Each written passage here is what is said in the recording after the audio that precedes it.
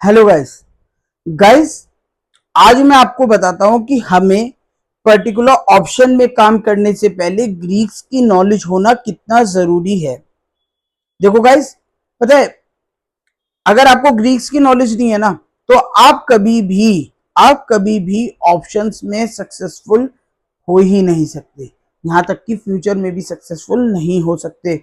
हम कभी एडवाइस नहीं देते कि आप लोग फ्यूचर में काम करके चलो या ऑप्शन बाय करके चलो। हम हमेशा एडवाइस देते हैं अपने पोर्टफोलियो को हेज करके चलो। ऑप्शंस में भी काम कर रहे हो तो ऑप्शन सेलिंग हेजिंग के थ्रू काम करो। अब देखो गाइज, सपोज करो आपने 0.20 डेल्टा का कोई प्रीमियम बाय कर लिया। अब आप क्या सोचते हो वो कितना बढ़ेगा? अगर निफ्टी 100 पॉइंट भी बढ़ी ना गाइस, तो वो सिर्फ 20 पॉइंट्स ही बढ़ेगा।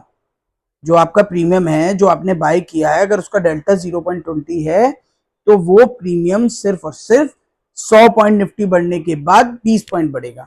तो इसलिए हमें ये पता होना चाहिए कि अगर हम ऑप्शन बाइंग कर रहे हैं तो हमें कौन सा प्रीमियम बाय करके चलना चाहिए, यानी कौन सी स्ट्राइक प्राइस को हमें बाय करके चलना चाहिए। साथ में अब देखिए, अब हम ऑप्शन सेलिंग हेजिंग कर रहे हैं तो आपको हमेशा वही प्रीमियम बेचने चाहिए जिसपे मार्केट का इंपैक्ट बहुत कम हो। इससे आपको क्या फायदा मिलेगा गाइस? इससे आपका रिस्क और रिवॉर्ड रिवॉर्ड दोनों के दोनों कैलकुलेटिव होते हैं, हमेशा कंट्रोल में रहते हैं। रिस्क आपका हमेशा आपके कंट्रोल में रहेगा। वो कैसे? गाइस, आपने सपोज करो किसी पर्टिकुलर आपने कोई स्ट्राइक प्राइस बेची, अब उसमें आपको ओवरऑल 1% का रिटर्न मिल रहा है, तो आप 1% से ऊपर का लॉस कैसे उठाओगे? नहीं उठाओगे ना। तो इसीलिए हम हमेशा आपसे कहते हैं कि आप अपनी पोजीशन को हेज करके चलो, जितना प्रॉफिट कमाने को उतना ही लॉस देने को।